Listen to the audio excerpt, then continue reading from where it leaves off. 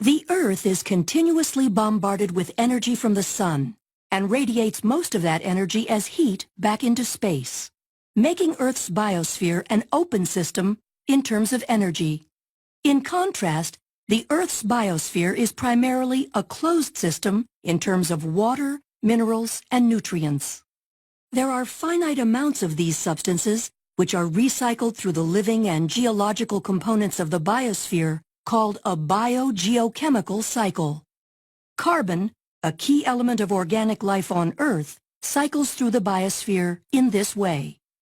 A tree, like all plants, algae, and cyanobacteria, is an autotroph, an organism that produces its own food from inorganic molecules to facilitate growth. Through photosynthesis, photosynthetic autotrophs use energy from the sun to combine carbon dioxide from the atmosphere and water from the soil to form carbohydrates such as glucose. Oxygen is released as a byproduct of photosynthesis.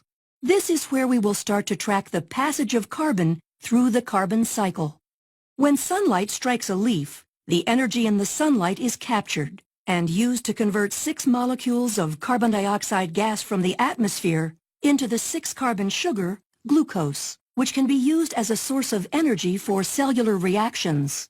Glucose can then be stored as starch to be used later for energy, or used to make other molecules such as cellulose that form the cell wall of plant cells and contribute to the biomass of the plant.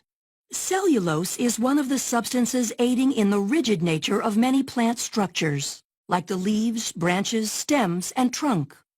When a log or other portion of a tree is burned, the stored glucose is converted by oxidation back to carbon dioxide gas, which is released into the atmosphere. In a similar way, the burning of fossil fuels, which contain carbon that was sequestered in prehistoric decomposing plant and animal tissues and buried for millions of years, releases carbon dioxide into the atmosphere. Animals are not autotrophs, but heterotrophs. Because heterotrophs depend on the carbon cycle to obtain energy and molecules necessary for growth, they need to consume other organisms. They do this by eating plants, or by eating other animals that eat plants. The glucose a deer acquires from eating plants contains carbon that the plant converted from carbon dioxide gas during photosynthesis. The process of converting glucose to energy, a process called oxidative respiration, uses oxygen to break down glucose molecules in cells, ultimately producing ATP, adenosine triphosphate, the energy of most cellular reactions. Carbon dioxide, generated as a waste product of the metabolic oxidation of glucose, is released into the atmosphere.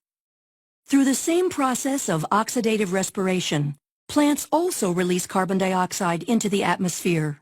This occurs predominantly at night when they are not using carbon dioxide for photosynthesis.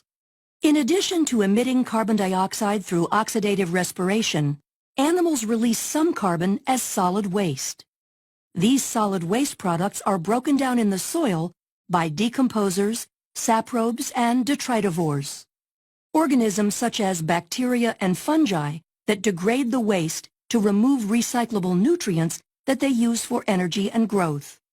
In the process of breaking down animal feces, decaying plants, and dead animals, decomposers also release carbon dioxide gas into the atmosphere. Carbon cycles in a similar way through aquatic ecosystems. Carbon is present in water as dissolved carbon dioxide and bicarbonate ions. Both are sources of carbon for photosynthesis and are taken up by algae and aquatic plants. Carbon dioxide is released into the water through oxidative respiration in these organisms and in other aquatic organisms such as fish, and in decomposition. Carbon dioxide is also exchanged between the water and the atmosphere. The constant absorption of carbon dioxide from the atmosphere by photosynthetic organisms and its conversion to carbohydrates by photosynthesis is key to sequestering carbon in the biotic environment. The breakdown of glucose by respiration or burning converts the carbon back to carbon dioxide, releasing it back into the atmosphere. These two processes contribute to the carbon cycle.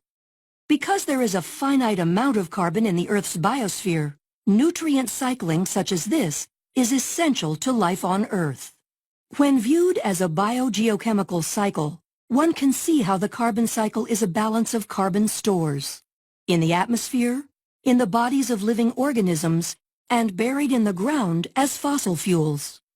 Maintaining this cycle in the closed system of the Earth's biosphere allows organisms to live on Earth and participate as key players in the carbon cycle.